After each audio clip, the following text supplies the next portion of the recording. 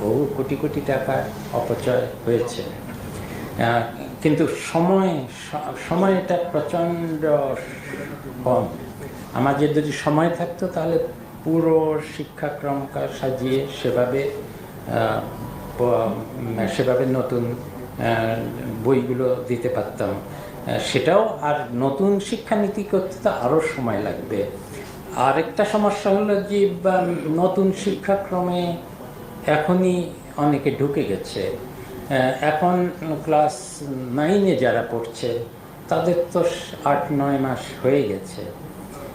আমাদের একটা সবচেয়ে বেশি আপাতত যেটা সম্বন্ধে অভিভাবকরা সবচেয়ে বেশি চিন্তিত ছিলেন যে আমাদের ছেলেমেয়েরা এই শিক্ষাক্রমে কিছু পড়ছেন না, তারা কি সব প্রজেক্ট করছে যেটা ওনারা বুঝতে পারছেন না, এবং মূল্যায়নের পদ্ধতিও বুঝতে পারছেন না। আমি 2-1টা ওই বইগুলো সব নিয়েছি এবং এগুলো অনেকগুলো দেখে আমি যেটা দেখেছি যে মূল্যায়ন পদ্ধতি কী হবে না হবে, এই বাংলা আমি নিজে বুঝি না, আমি বুঝতে পারি না কী করে আসলে মূল্যায়ন হয়।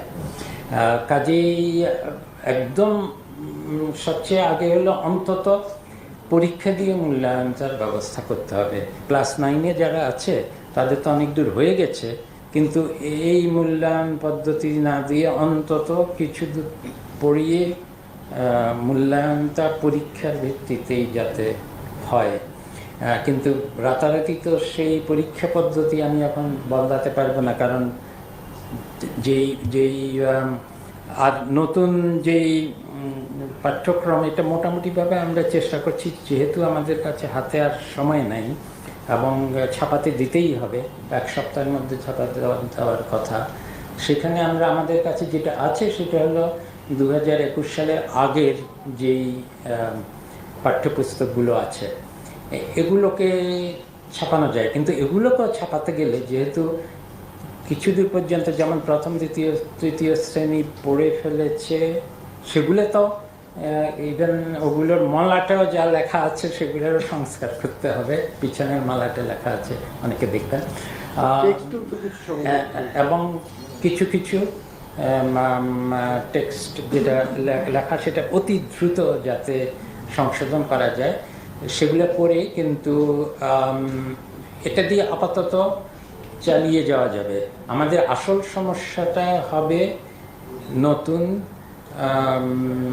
এই এখন যারা 9-এ পড়ছে এরা মাঝখানে পড়ে গেল, কারণ আমরা আগামী বছরের ক্লাস 10-এ আবার বহুমুখী যারা বিজ্ঞান পড়তে চায়, যারা কলা বিভাগে, তারা বাণিজ্য বিভাগে, এটা আমরা মনে করি স্কুল পর্যায় থেকেই শুরু না করলে কলেজে গিয়ে হঠাৎ করে তারা ওই লেভেলে পারে না। এটা আমার নিজের অভিজ্ঞতা, তো আমি জানি।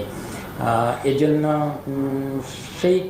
সেই পাঠ্যপুস্তকগুলো আছে, কিন্তু সেগুলো তো একটু পরিমার্জন না করে এখনই দেওয়া যাচ্ছে না। কাজে সেটার আমরা চেষ্টা করছি, এবং যত তাড়াতাড়ি যেহেতু